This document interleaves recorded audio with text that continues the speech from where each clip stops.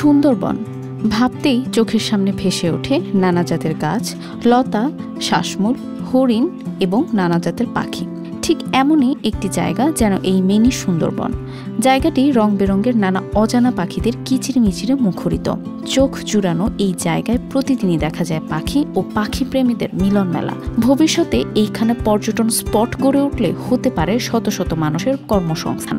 2014 সালে এই বনায়নটা আমরা করি, সামাজিক বনায়ন, যেটা একমাত্র উদ্দেশ্য যে পৃথিবীর বৈশ্বিক যে কার্বন নির্গত হয় এই কার্বনকে কমানোর উদ্দেশ্য। বসুন্ধরা ডায়াপেন্ট এখন আরো উন্নত। এই hot air through top sheet দ্রুত শোষণ করে সোনামণিকে দেয় কোমল অনুভূতি। 2014 থেকে 15 সালে প্রায় 30 একর জায়গায় খুলনার পাইকাছায় গড়ে তোলা হয় এই মিনি সুন্দরবন। এখানে কেওড়া, গরান, সুন্দরী, হরগোজা, গেওয়া ও গোলপাতা গাছ ছাড়াও নানান জাতের গাছ লাগিয়ে সামাজিক বনায়ন করা হয়েছে।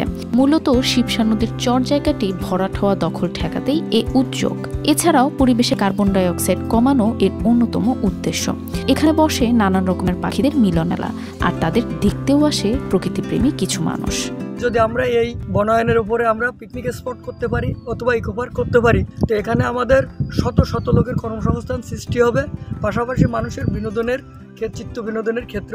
তবে স্থানীয়রা অনেক সময়ই নিজেদের প্রয়োজনে এই জায়গার গাছের ডালপালা কেটে নিয়ে যায়। স্থানীয়রা মনে করেন পর্যটন শিল্পের বিকাশ হলেই এলাকার শত শত মানুষের কর্মসংস্থান হবে।